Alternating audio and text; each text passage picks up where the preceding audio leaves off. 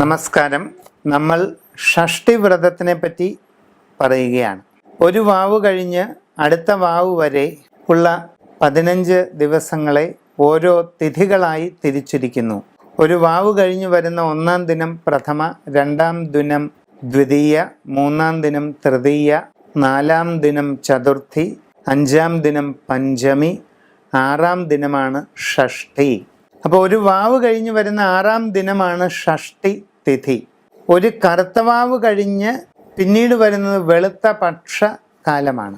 അങ്ങനെ ഒരു കറുത്തവാവ് കഴിഞ്ഞ് വെളുത്ത പക്ഷകാലത്തിലെ 6-ാം ദിനം വെളുത്ത പക്ഷത്തിലെ ഷഷ്ഠി. അത് സുബ്രഹ്മണ്യ പ്രീതിക്കുള്ള വ്രതമായി നാം ആചരിച്ച് വരുന്നു. കഥ ഇപ്രകാരമാണ്. പണ്ട് സുബ്രഹ്മണ്യനും ഗണപതിയും ശിവപാർവതിമാരുടെ സന്നിധിയിൽ നിൽക്കവേ നാരദ മഹർഷി അവിടെ എത്തുകയും ലോകം ആദ്യം പ്രദക്ഷിണം ചെയ്ത് വരുന്ന ആളിന് വിശിഷ്ടമായ ഒരു പഴം നൽകുമെന്നും അറിയിക്കുന്നു. സുബ്രഹ്മണ്യൻ നേരെ മയിലിൻ്റെ പുറമേറി ഭൂമി പ്രദക്ഷിണം ചെയ്തു പോവുക. ഈ സമയത്ത് ഗണപതി ശിവനും പാർവതിക്കും ചുറ്റും ഒന്ന് വലം വെച്ചു. നാരദൻ്റെ മുമ്പിൽ ചെന്നു. ബുദ്ധിമാനായ ഗണപതിയുടെ പ്രവൃത്തി കണ്ട് സന്തുഷ്ടനായ നാരദൻ ഈ കനി ഗണപതിക്ക് നൽകുകയും ചെയ്തു. അപ്പോഴാണ് സുബ്രഹ്മണ്യൻ മയിലിൻ്റെ പുറത്ത് കറങ്ങിത്തിരിഞ്ഞു വരുന്നത്. പഴം ഗണപതി നേടിയത് കണ്ട് എൻ്റെ മയിലിനേക്കാൾ വേഗമോ ഈ മൂഷികന് എന്ന് സംശയിച്ച് നിൽക്കുമ്പോഴാണ് ഉണ്ടായ കഥ മഹർഷി പറയുന്നത്. ഒരു മകനെ സംബന്ധിച്ച് മാതാപിതാക്കളാണ് ലോകം. മാതാപിതാക്കളെ പ്രദക്ഷിണം ചെയ്താൽ ലോകം പ്രദക്ഷിണം ചെയ്തതിന് തുല്യമായി. ഈ തത്വം അറിഞ്ഞ ഗണപതി അതുപോലെ പ്രവർത്തിച്ചു, പഴവും കൊണ്ടുപോയി. നിരാശനായ സുബ്രഹ്മണ്യൻ തൽക്ഷണം അവിടുന്ന് മറയുകയാണ്, അപ്രത്യക്ഷനാവുകയാണ്. ഒരു വലിയ സർപ്പരൂപത്തിൽ ഭൂമിതലത്തിൽ അപ്രത്യക്ഷനായ സുബ്രഹ്മണ്യനെ തേടി പാർവതി ഒട്ടേറെ അലഞ്ഞു. ഒടുവിൽ ദുഃഖിതയായ പാർവതി 12 വെളുത്ത പക്ഷത്തിലെ ഷഷ്ഠി വ്രതമായി ആദി പരമേശ്വരനായ ഭഗവാനെ തന്നെ നനച്ച് അനുഷ്ഠിക്കും. 12ാമത് ഷഷ്ഠി വ്രതത്തിൻ്റെ ഒടുവിൽ സുബ്രഹ്മണ്യൻ പഴനിമലയുടെ മുകളിൽ പാർവതീദേവിക്ക് പ്രത്യക്ഷമാവുകയാണ്.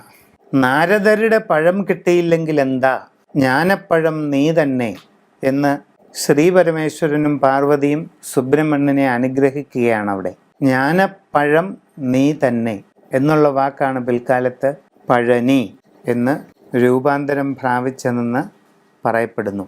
അങ്ങനെ നഷ്ടമായ പുത്രനെ തിരികെ ലഭിക്കുന്നതിന് പാർവതീദേവി അനുഷ്ഠിച്ചതാണ് ഷഷ്ഠി വ്രതം.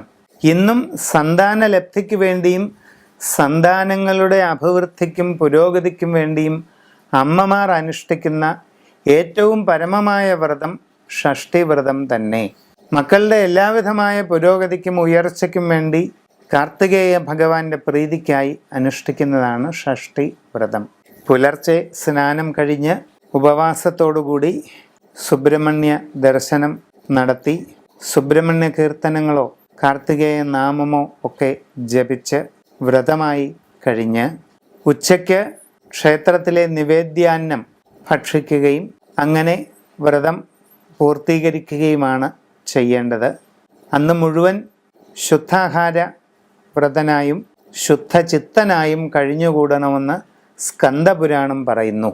എന്തായാലും സന്താനങ്ങളുടെ അഭിവൃദ്ധിക്ക് വേണ്ടി അമ്മമാർ ആചരിക്കുന്നത് മാത്രമല്ല, ഇന്ന് ആബാലവൃദ്ധൻ ജനങ്ങളും ഉദ്ദിഷ്ടകാര്യസിദ്ധിക്കും രോഗശാന്തിക്കും എല്ലാ കാര്യങ്ങളുടെയും പൂർത്തീകരണത്തിന് വേണ്ടി സ്കന്ദ ഭഗവാനെ പ്രത്യക്ഷപ്പെടുത്തുന്നതിനായി അനുഷ്ഠിക്കുന്ന ഏറ്റവും പ്രചാരമേറിയ വ്രതമാണ് ദക്ഷിണേന്ത്യയിൽ ഷഷ്ഠി.